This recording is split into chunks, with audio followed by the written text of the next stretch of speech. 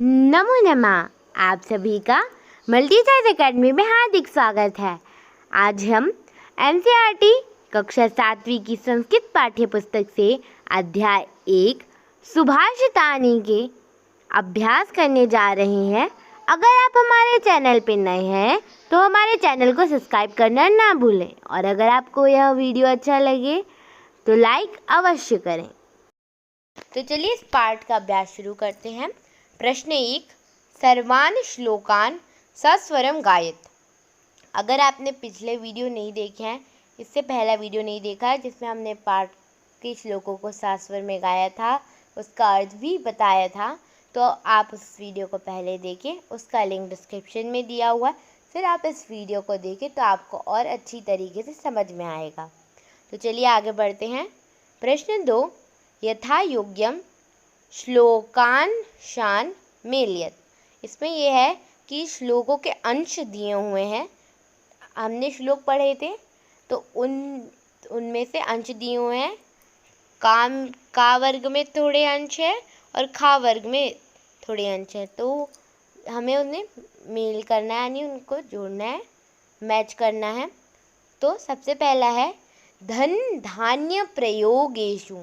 धन धान्य प्रयोगेषु के आगे की लाइन है विद्यायः संग्रहेषु च। आपने अगर श्लोकों को ध्यान से पढ़ा होगा, उनका अर्थ अच्छे से समझा होगा तो आपको याद होगा। दूसरा लिखा है विस्मयो नाहि कर्तव्यः। विस्मयो नाहि कर्तव्य का अंश क्या है? हाँ, विस्मयो नाहि कर्तव्य का अंश बहुरत्ना वसुंधरा। तीसरा है सत्येन धार्यते पृथ्वी, तो इसका अंश दिया हुआ है सत्येन तपते रवि। और चौथा यहाँ पे शब्दी विर्वादम मैत्रिम च, ये जो दिया हुआ है इसका अंश क्या होएगा?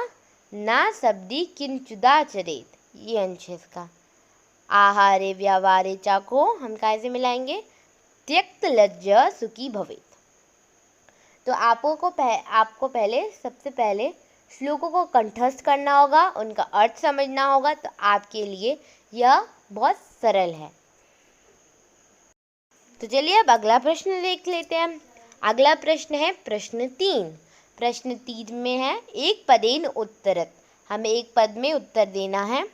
तो चलिए शुरू करते हैं। क पृथिव्याम कति रत्नानि।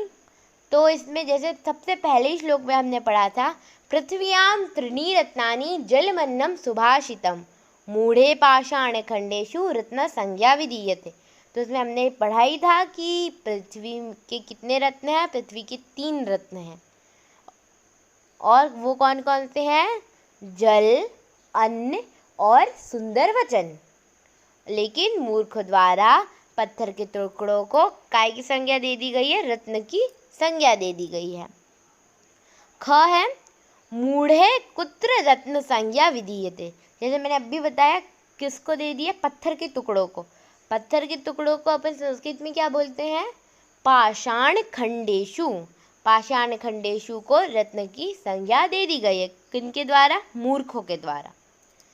अब ग है पृथ्वी केन धार्यते। पृथ्वी किसको धारण करती है? तो हमने पढ़ा था तीसरे श्लोक में सत्येन धार्यते पृथ्वी। पृथ्वी को कौन धारण करता है? यानी पृथ्वी किस पर टिकी हुई है? पृथ्वी सत्य पर टिकी हुई है। सत्येन, यहाँ पे आप एक और तरह से समझ सकते हैं। यहाँ केन लिखा है तो अपन सत्येन लिख देंगे, अगर आपको ये याद रखना है तो। कह संगतिम कुर्वीत।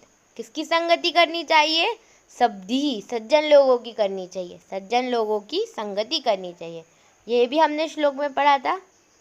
शब्दिरेव सा सीता शब्दी कुर्वीत संगतिम शब्दी विर्वादम मैत्रे नाचा शब्दी किंचुदाचरेत। हमें शब्दी लोगों की ही, यानी सज्जन लोगों की ही संगति करनी चाहिए। ड लोके वशीकृति का। वशीकृति का अर्थ क्या होता है? लोके वशीकृति का, लोक में सबसे बड़ा जो वशीकरण है वो क्या है? सबसे बड़ा वशीकरण क्षमा है।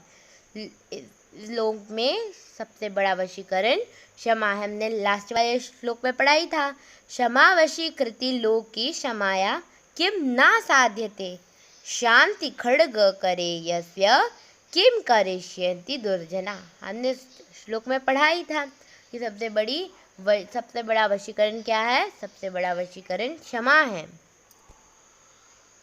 तो आगे चल के अगला प्रश्न देखते हैं। अगला प्रश्न है, रेखांकित पदानि अधिकृत्य प्रश्न निर्माणम कुरुत। अब इसमें यह लिखा गया है कि जो नीचे जिन शब्दों के नीचे अंडरलाइन यानी रेखा खिंची हुई है उनको प्रश्न में बदलना है, प्रश्न निर्माण करना है। तो अब यहाँ पे देखिए, सत्येन वाति वायु, ये एक पूरा वाक्य है। अब इसको हमें बदलना है प्रश्न में। तो कैसे बदलेंगे? तो अब यहाँ पे सत्येन के नीचे अंडरलाइन है यानी कि रेखा खींची हुई है, तो उसको बदलना है, उस शब्द को काय में बदलना है? प्रश्न वाले शब्द में। आप जानते हैं प्रश्न के कौन कौन से शब्द होते हैं प्रश्न बनाने के लिए, है ना? तो वैसे बदलना है। अब सत्येन का मैं जैसे उत्तर में अभी अपन ने देखा था, तो मैंने आपको बताया था कि केन से आप सत्येन याद रख सकते हैं, तो यहाँ से आप सत्येन से केन याद रख सकते हैं। अगर आपको मान लीजिए प्रश्न बनाने के लिए आया और ये वाक्य लिखा हुआ है, सत्येन के नीचे ही रेखा खींची हुई है, तो आपको बहुत सिंपल है, आप किस पे मार्क लगाएंगे? केन पे। केन वाति वायु, किसके द्वारा वायु बहती है? किसके कारण वायु बहती है? सत्य के कारण वायु बहती है। ऐसे अब जैसे ख है, शब्दी एव साहसित, अब शब्दी की जगह आ जाएगा का भी, उन का भी आ जाएगा, प्रश्न शब्द जो प्रश्न का शब्द है वो का भी आ जाएगा। का भी एव साहसित, किसकी संगति करनी चाहिए? वसुंधरा बहुरत्ना भवती। अब इसमें बोला गया पृथ्वी बहुत सारे रत्नों से भरी हुई है, तो अब यहाँ पे क्या पूछ सकते हैं? वसुंधरा के नीचे वैसे ही डैश दी हुई है, आपको कोई प्रॉब्लम नहीं होगी, आप तुरंत समझ जाएंगे कि काय से भरी हुई है। बहुरत्नों से मतलब बहुत सारे रत्नों से क्या भरा हुआ है? वसुंधरा भरी हुई है, तो का बहुरत्ना भवती, ऐसे बनाना है। ऐसे विद्यायाः का हो जाएगा कस्य, कस्य संग्रेषु त्यक्त लज्जा सुखी भवेत। ऐसे करके अब जो लास्ट है शब्दी मैत्रिम कुर्वीत, उसका दो हो सकते हैं, किम भी आप लिख सकते हैं या काम भी आप लिख सकते हैं, दोनों सही हैं। तो चलिए अब अगले प्रश्न की ओर बढ़ते हैं। अब प्रश्न 5 की ओर बढ़ते हैं। प्रश्न 5 है, प्रश्नानाम उत्तराणि लिखत। क, इसमें प्रश्नानाम उत्तराणि लिखत, हमें पूरे वाक्य में इसका उत्तर देना है। क, कुत्र विस्मय ना कर्तव्य, हमें कहाँ विस्मय नहीं करना चाहिए यानी आश्चर्य नहीं करना चाहिए। हमें कहाँ आश्चर्य नहीं करना चाहिए? हमें आश्चर्य नहीं करना चाहिए क्योंकि बहुरत्ना वसुंधरा इति विस्मय ना कर्तव्य। हमने तीसरे श्लोक में पढ़ा था कि आश्चर्य ही नहीं करना चाहिए क्योंकि निश्चित ही जो पृथ्वी है वह अनेक रत्नों से भरी पड़ी है। अब जो खा है उसमें क्या है?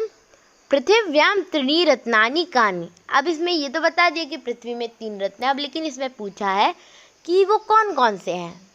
अब कौन कौन से रत्न हैं पृथ्वी में? पृथ्वी के 3 रत्न कौन से हैं? पृथ्व्याम त्रीणि रत्नानि जल अन्नम सुभाषितम सन्ति। कौन कौन से हैं? जल, अन्नम और सुभाषितम। सुभाषितम मतलब सुंदर वचन, है ना। अब ग, त्यक्त लज्जा कुत्र सुखी भवेत। लज्जा का जहाँ त्याग करते हैं तो वो सुखी भवेत लिखा है। कौन से श्लोक में पढ़ा था? हमने ये 5वें श्लोक में पढ़ा था, धन्य धान्य प्रयोगेषु विद्याया संग्रहेषु च आहारे व्यवहारे च त्यक्त लज्जा सुखी भवेत।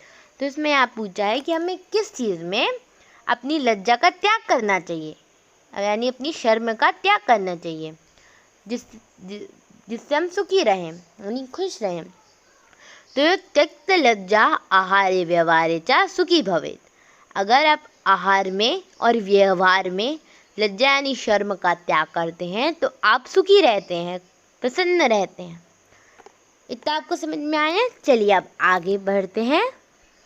अब अगला प्रश्न है प्रश्न 6। मंजूषातः पदानि चित्वा लिंगानुसारम लिखत। अब हमें मंजूषातः यानी ये बॉक्स दिया हुआ है, उसमें से चुन चुन के यानी शब्द चुन चुन के, पद चुन चुन के उन लिंग अनुसार जो जिस लिंग का उसमें लिखना है। तो पुल्लिंग, स्त्रीलिंग और नपुंसकलिंग, संस्कृत में 3 ही लिंग होते हैं, जैसे आप जानते ही हैं। तो अब ये जितने भी इस बॉक्स में हमें शब्द दिए गए हैं उनको हमें इन तीनों लिंगों में अलग अलग करना है। तब देखिए कैसे होगा। सुखी, सुखी जो है वो एक पुल्लिंग शब्द है। ऐसी रवि, रवि का आप मतलब जानते हैं, रवि का मतलब होता है सूरज। तो आप जानते हैं सूरज मतलब एक पुल्लिंग शब्द है, तो आप ऐसे भी कर सकते हैं। एक वहीं, वहीं भी पुल्लिंग ही शब्द है। अब स्त्रीलिंग में देखते हैं। संगति, संगति करना, ये एक स्त्रीलिंग शब्द है। वसुंधरा यानी धरती, पृथ्वी, देखिए पृथ्वी भी दिया हुआ है तो दोनों स्त्रीलिंग में आएंगे। आप बोलते हैं ना पृथ्वी माता, है ना, इसलिए वो माता स्त्रीलिंग है। अब नपुंसकलिंग में क्या क्या आएगा? अन्नम, सत्येन और रत्नानि। रत्न कोई ना पुल्लिंग है ना स्त्रीलिंग है। ऐसे ही सत्य, सत्य ना स्त्रीलिंग है ना पुल्लिंग है। अन्न भी आप स्त्रीलिंग भी नहीं बोल सकते और पुल्लिंग भी नहीं बोल सकते, इसलिए वह नपुंसकलिंग है। तो अब चलिए अगले प्रश्न की ओर बढ़ते हैं, अगले और अंतिम प्रश्न की ओर। प्रश्न 7। अधोलिखित पदेषु धातवः की संति। अब इसमें पूछा है नीचे दिए गए शब्दों के धातु क्या हैं। धातु बतानी, ये पद है, यहाँ पे हमें धातु लिखनी। करोति, करोति, कुरुतः, कुर्वन्ति। अगर आपने पढ़ा होगा अच्छे से ध्यान से तो आपको पता होगा ये क्री धातु के हैं। ऐसे पश्य जो है वो दृश धातु का है, भवेत भू धातु का है और तिष्ठति स्था धातु का है। और आप अपने संस्कृत की बुक के पीछे देख सकते हैं जो ग्रामर दी हुई है उसमें भी लिखे हुए हैं, तो उधर से आप धातु पढ़ सकते हैं। तो चलिए आज हमने ये अभ्यास कर लिया। अब हम अगले चैप्टर को पढ़ेंगे।